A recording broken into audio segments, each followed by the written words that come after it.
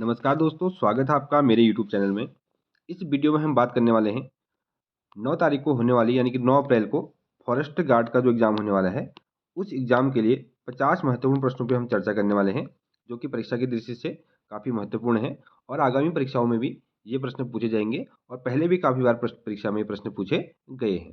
अगर आपको इस जो वीडियो है इसकी पीडीएफ चाहिए, तो आप हमारे टेलीग्राम चैनल से जुड़ सकते हैं, जिसका लिंक वीडियो के डिस्क्रिप्शन बॉक्स में दिया हुआ है। अगर चैनल पर नए हैं तो चैनल को सब्सक्राइब जरूर करें और वीडियो को अधिक से अधिक शेयर जरूर करें। चलिए शुरू करते हैं बिना किसी देरी के। पहला प्रश्न है, प्रसिद्ध ग्रंथ महाभारत का मूल नाम क्या था? तो ऑप्शन डी यहाँ से करेक्ट आंसर होगा जय संहिता जो था इसका मूल नाम था, जो कि ये नाम दिया था इसको वेद व्यास जी द्वारा। वेद व्यास जी द्वारा इसको जय संहिता नाम दिया गया था। अगला प्रश्न है, सेंट्रल रेलवे का मुख्यालय कहाँ स्थित है? तो ऑप्शन सी यहाँ से करेक्ट आंसर बन जाएगा मुंबई सीएसटी यानी कि छत्रपति शिवाजी टर्मिनल यहाँ से करेक्ट आंसर बन जाएगा।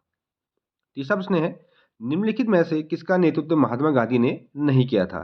तो ऑप्शन डी यहाँ से करेक्ट आंसर हो जाएगा बारदोली सत्याग्रह, जो कि 1928 में ये सत्याग्रह हुआ था। ठीक है, और जो इसके जो लीडर थे वो थे सरदार वल्लभ भाई पटेल, और ये जो आंदोलन था किसानों से संबंधित था। बाकी जो सारे आंदोलन है इनका जो लीडर थे वो महात्मा गांधी जी थे। नेक्स्ट है, निम्नलिखित घटनाओं का सही अनुक्रम क्या है? तो यहाँ से ऑप्शन बी करेक्ट आंसर हो जाएगा 3412। भारतीय राष्ट्रीय कांग्रेस की स्थापना हुई थी दोस्तों 1885 में। ठीक है, और जो मिंटो माल्य सुधार था ये हुआ था 1909 में। ठीक है, और भारत छोड़ो आंदोलन आपको पता ही है 1942 में, और साइमन कमीशन भारत कब आया था? 1928 और 29 के बीच में साइमन कमीशन भारत आया था। तो ऑप्शन बी यहाँ से करेक्ट आंसर हमारा बन जाएगा। अगला प्रश्न है, केंद्रीय मृदा एवं जल संरक्षण अनुसंधान एवं प्रशिक्षण संस्थान कहाँ स्थित है? मोस्ट इंपोर्टेंट है उत्तराखंड की दृष्टि से। तो ऑप्शन बी यहाँ से हमारा करेक्ट आंसर बन जाएगा। ये कहाँ स्थित है? देहरादून में। नेक्स्ट है, उड़ीसा में कोणार्क मंदिर का निर्माण किसने कराया था? जो कोणार्क मंदिर है सूर्य मंदिर है। ठीक है, और एक ऐसी जो मंदिर है वो उत्तराखंड में भी है जो कि अल्मोड़ा में है। ठीक है, वो क्या है? वो भी सूर्य मंदिर है। इसका करेक्ट आंसर हो जाएगा ऑप्शन ए, राजा नरसिंह देव ने इसका निर्माण करवाया था, और 1984 में इसको यूनेस्को द्वारा विश्व धरोहर की सूची में शामिल किया गया था। अगला है, मुगल प्रशासन में मुहत्सिब क्या था? ठीक है, मुगल प्रशासन में मुहत्सिब क्या था? ये था दोस्तों लोक आचरण अधिकारी। ऑप्शन सी यहाँ से हमारा करेक्ट आंसर बन जाएगा। अगला प्रश्न है, भारतीय राष्ट्रीय कांग्रेस का वर्ष 1929 में लाहौर सम्मेलन, जिसमें अंग्रेजों से पूर्व स्वतंत्रता पाने का संकल्प अंगीकृत किया गया था, किसकी अध्यक्षता में हुआ था? इंपोर्टेंट प्रश्न है। तो ऑप्शन सी यहाँ से हमारा करेक्ट आंसर बन जाएगा जवाहरलाल नेहरू। अगला प्रश्न है, सही युग्म को चुनिए। तो यहाँ से ऑप्शन सी हमारा करेक्ट आंसर हो जाएगा जो खजुराहो है वो चंदेल द्वारा बनाया गया था। ठीक है, और जो महाबलीपुरम है इसका करेक्ट आंसर क्या हो जाएगा? पल्लव। ठीक है, महाबलीपुरम का संबंध किससे है? पल्लव से संबंधित है। और एलोरा कंदराए जो है ये राष्ट्रकूट से संबंधित है। ठीक है, और मीनाक्षी मंदिर जो है दोस्तों ये पांडवों से संबंधित है। ठीक है, तो यहाँ से करेक्ट आंसर क्या बन जाएगा हमारा? ऑप्शन सी, खजुराहो जो है उसके द्वारा चंदेल जो है इनसे संबंधित है, चंदेल वंश से संबंधित है। ठीक है, जिस व्यापार द्वारा दर पर भारतीय रिजर्व बैंक वाणिज्य बैंकों को सामान्य क्रियाओं हेतु ऋण देता है उसे क्या कहते हैं? ठीक है, ब्याज दर जो है जो भारतीय रिजर्व बैंक है जो वाणिज्य बैंकों को ऋण देता है उसे क्या बोलते हैं? यहाँ से हमारा करेक्ट आंसर बन जाएगा ऑप्शन सी, इसको बोलते हैं बैंक दर। इंपोर्टेंट है, परीक्षा में पूछ सकता है, इकोनॉमिक्स का प्रश्न है।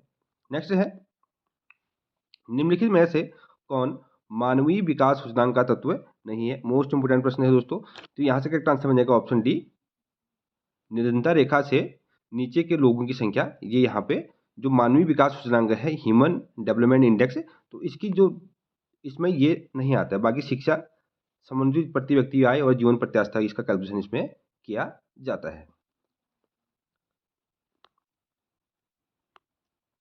अगला प्रश्न है, निम्नलिखित कारणों में से कौन सा कारक सकल राष्ट्रीय उत्पाद में प्रत्यक्ष रूप से वृद्धि करेगा। तो अब 12वें का करेक्ट आंसर आएगा ऑप्शन सी, विनियोग में वृद्धि। यहाँ से हमारा करेक्ट आंसर बन जाएगा। नेक्स्ट है, इनमें से किस शहर को दक्षिण भारत का मैनचेस्टर कहा जाता है? तो कोयम्बटूर यहाँ से करेक्ट आंसर बन जाएगा ऑप्शन ए। और जो बेंगलुरु है इसको सिलिकॉन वैली के नाम से जाना जाता है।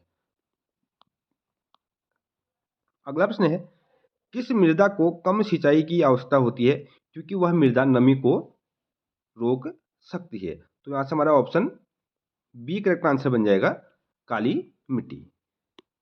नेक्स्ट है, भारत का सुदूर दक्षिण में इंदिरा पॉइंट निम्न में से कहाँ स्थित है? तो दोस्तों 15 करेक्ट आंसर बन जाएगा ऑप्शन सी, बड़ा निकोबार। नेक्स्ट है 16 प्रश्न, सूची संख्या फर्स्ट, नदी घाटी योजना को नदी से क्या करना है? मिलान करना है। तो यहाँ से करेक्ट आंसर बन जाएगा ऑप्शन ए, हमारा करेक्ट आंसर बन जाएगा। ए का A2 यानी कि शिव जो समुद्रम है वो कावेरी नदी से संबंधित है, और नागार्जुन सागर जो है वो कृष्णा नदी से संबंधित है, और जाई कराड़ी जो है ये दोस्तों किससे संबंधित है? भागी गोदावरी से, और टिहरी भागीरथी से। ठीक है, टिहरी जो है हमारे उत्तराखंड में है, ये किसमें है? भागीरथी नदी पर के किनारे ये स्थित है। ठीक है, यानी जो नदी पर ये बना हुआ डैम है, टिहरी डैम।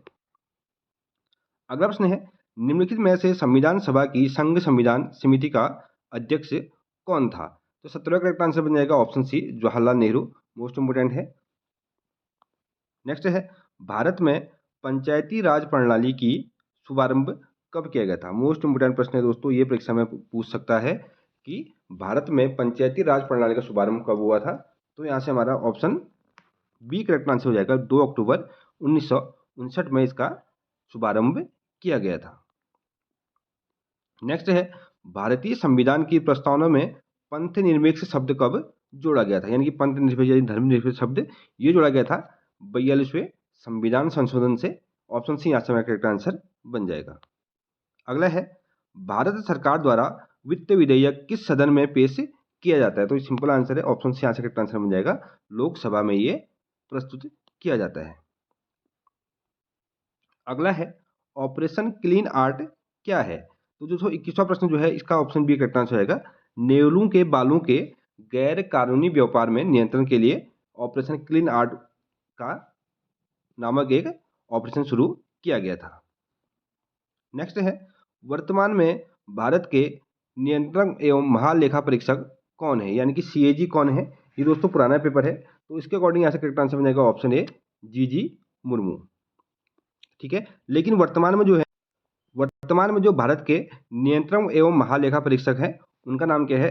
श्री गिरीश चंद्र मुर्मू भारत के वर्तमान सीएजी हैं। नेक्स्ट है, भारत के राष्ट्रपति के निर्वाचक मंडल में कौन शामिल नहीं होता है? इसमें लोकसभा के निर्वाचित सदस्य शामिल होते हैं, और राज्यसभा के निर्वाचित सदस्य भी शामिल होते हैं, और राज्य विधानसभाओं के निर्वाचित सदस्य भी निर्वाचित होते हैं। लेकिन ऑप्शन डी यहाँ से हमारा करेक्ट आंसर बन जाएगा, जो राज्य विधान परिषद है उसके निर्वाचित सदस्य इसमें भाग नहीं लेते हैं। अगला प्रश्न है, कपास का प्रमुख घटक कौन सा है? तो ऑप्शन ए, सेलुलोज यहाँ से करेक्ट आंसर बन जाएगा। नेक्स्ट है, वर्णांध व्यक्ति किन रंगों के भेद नहीं कर पाता है? साइंस का प्रश्न है, तो हरा एवं लाल रंग का वो पहचान नहीं कर पाता है। तो 25वां का ऑप्शन ए करेक्ट आंसर बन जाएगा। 26वां प्रश्न है, सर्वाधिक धात्विक खनिज पाए जाते हैं? तो ऑप्शन सी यहाँ से करेक्ट आंसर हो जाएगा, धारवाड़ क्रम की चट्टानों से। नेक्स्ट है, गोविंद बल्लभ पंत सागर नामक कृत्रिम झील कहाँ स्थित है? तो ऑप्शन सी, रिहंद बांध परियोजना में ये शामिल है, जो कि गोविंद बल्लभ पंत सागर नाम से ये झील कृत्रिम झील यहाँ पे बनाई गई है। 28वां प्रश्न है, सैटेनिक वर्सेज नामक पुस्तक के लेखक कौन है? तो सलमान रश्दी जी इसके करेक्ट आंसर बन जाएगा ऑप्शन डी।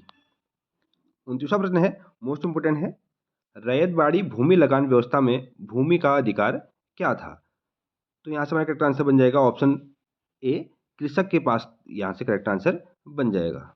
मोस्ट इंपोर्टेंट है, परीक्षा में पूछ सकता है ये प्रश्न कि रैयतबाड़ी भूमि लगान व्यवस्था में भूमि का अधिकार क्या था? तो कृषक के पास था।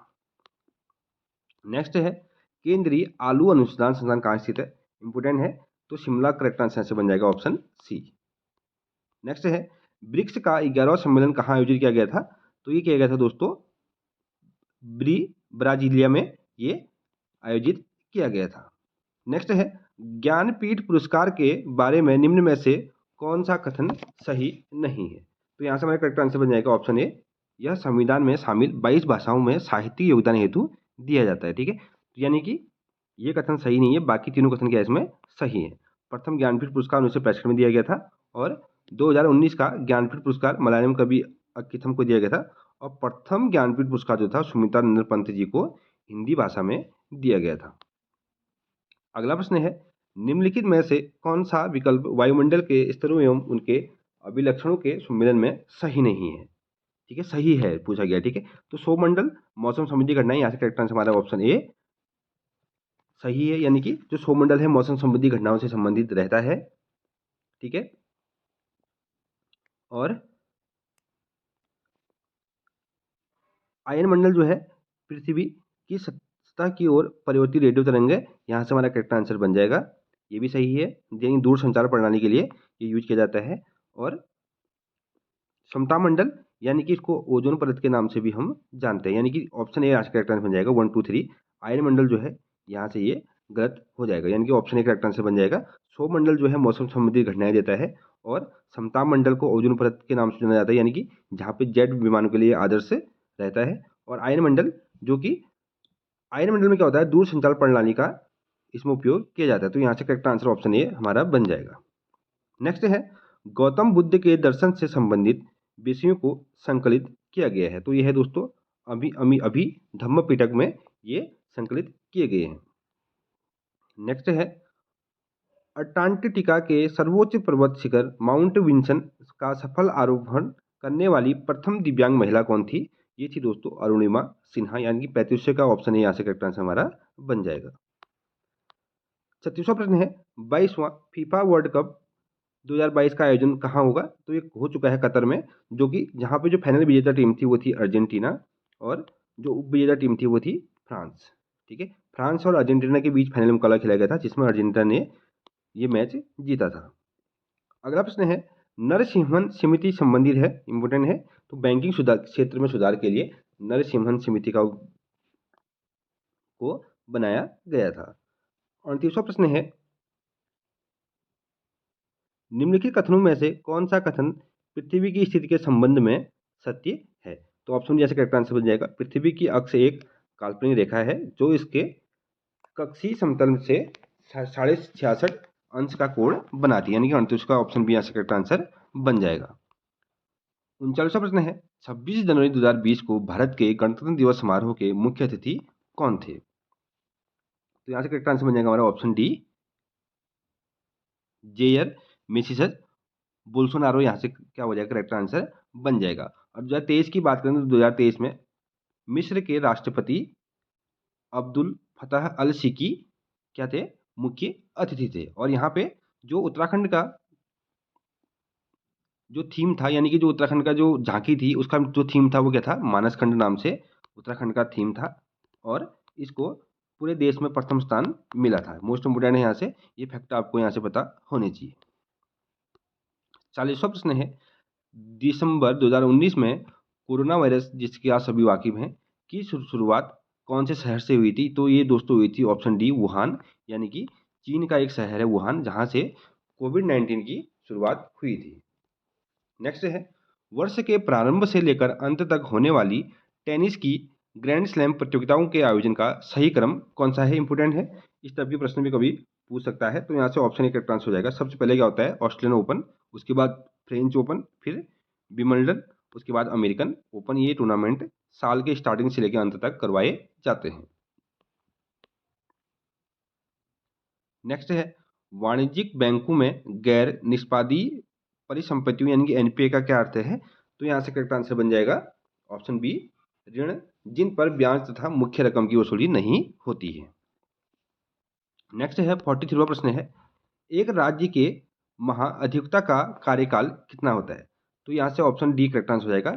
ये कार्यकाल जो होता है निर्धारित नहीं होता है, लेकिन उसको हटाने का जो है ये राज्यपाल कभी भी उसको हटा सकते हैं। जिस राज्य पे महाधिवक्ता होंगे उनको राज्यपाल कभी भी हटा सकते हैं, लेकिन इनका संविधान में कोई ऐसा प्रावधान नहीं है, ठीक है। लेकिन और ये क्या होते हैं दोस्तों, इनका उच्च न्यायालय के जो होते हैं मुख्य न्यायाधीश बनने की ये क्षमता रखते हैं। जो किसी राज्य के महाधिवक्ता हैं तो उच्च न्यायालय के मुख्य न्यायाधीश बनने की ये क्षमता रखते हैं। अगला प्रश्न है, लोकसभा के संबंध में निम्नलिखित में से कौन सा कथन सही है। 44वां जो प्रश्न है इसका करेक्ट आंसर बन जाएगा ऑप्शन ए, यानी कि फर्स्ट और थर्ड जो है यहाँ से करेक्ट आंसर बन जाएंगे। यानी कि संविधान में लोकसभा के सदस्यों की संख्या को सीमित किया गया है, ठीक है। करेक्ट आंसर यहाँ से बन जाएगा। और 3 वाला, फर्स्ट पास्ट द पोस्ट निर्वाचन प्रणाली अपनाई जाती है, ठीक है। तो यहाँ से करेक्ट आंसर बन जाएगा ऑप्शन ए। अगला प्रश्न है, सुमेलित कीजिए सूची 1 दिए गए संस्थान और दूसरा दिए गया ध्येय वाक्य। यानी कौन से संस्थान के लिए कौन सा ध्येय वाक्य यूज किया जाता है। तो यहाँ से करेक्ट आंसर बन जाएगा, हमारा 45 का डी, यानी कि भारतीय नौसेना का जो है ऑप्शन यहाँ से मिल करेक्ट हो जाएगा। और डाक विभाग का ऑप्शन IV, और भारतीय वायुसेना का क्या हो जाएगा, नव स्पर्श दीप्तम, और भारतीय थल सेना का सेवा अस्माक धर्म, ठीक है। ऑप्शन डी करेक्ट आंसर यहाँ से बन जाएगा हमारा। 46 है, हवाई जहाज में उपयोग में लाए जाने वाले ब्लैक बॉक्स का रंग क्या होता है। तो ये होता है दोस्तों ऑप्शन सी, नारंगी। यानी कि ब्लैक बॉक्स का काम क्या होता है, जब कोई दुर्घटनाएं होती है तो उसके बाद इस ब्लैक बॉक्स से उसके संबंधी जानकारी जुटाई जाती है। 47वां प्रश्न है, ऑस्ट्रेलियन ओपन टेनिस 2020 का महिला सिंगल्स खिताब किसने जीता था।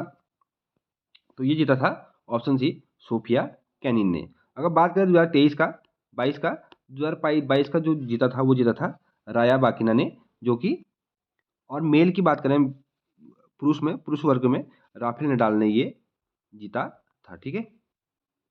और ये राफेल नडाल का 21वां ग्रैंड स्लैम अवार्ड भी था।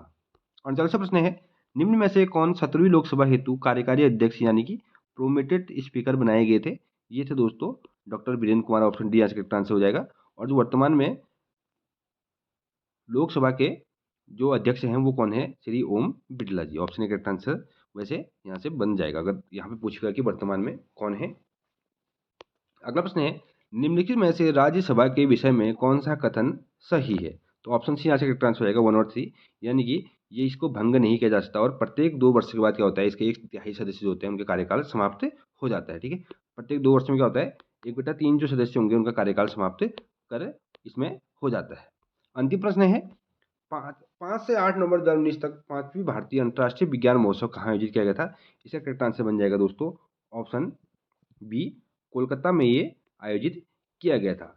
अगर बात करें 8वां जो हुआ था, 8वां जो कि 2023 में इसका आयोजन किया गया था, 21 जनवरी को इसका उद्घाटन हुआ था, ठीक है। 21 जनवरी 2023 को इसका उद्घाटन किया गया था, जो कि मध्य प्रदेश में इसका उद्घाटन किया गया था। यानी कि जो 8वां अंतर्राष्ट्रीय विज्ञान महोत्सव था उसका आयोजन मध्य प्रदेश में किया गया था, जो कि 21 जनवरी को इसका उद्घाटन किया गया था वहाँ के मौलाना आज़ाद राष्ट्रीय प्रौद्योगिकी संस्थान में, यानी कि MANIT में इसका उद्घाटन किया गया था। और ये कौन सा था, 8वां अंतर्राष्ट्रीय विज्ञान महोत्सव, जो कि मध्य प्रदेश में इसका आयोजन किया गया था। ये थे दोस्तों आज के महत्वपूर्ण 50 प्रश्न, जो कि आने वाले फॉरेस्ट गार्ड तथा जो भी अन्य एग्जाम होने वाले उन एग्जामों के लिए काफ़ी महत्वपूर्ण है, जो कि सेंट्रल लेवल के और उत्तराखंड लेवल के प्लस DLED के जो एग्जाम हुआ था उन एग्जामों के लिए भी काफ़ी महत्वपूर्ण रहने वाले हैं। अगर आप चैनल पर नए हैं, चैनल को सब्सक्राइब जरूर करें, साथ ही साथ इसकी PDF के लिए टेलीग्राम चैनल से जुड़ जाएं। थैंक यू, मिलते हैं अगले वीडियो में।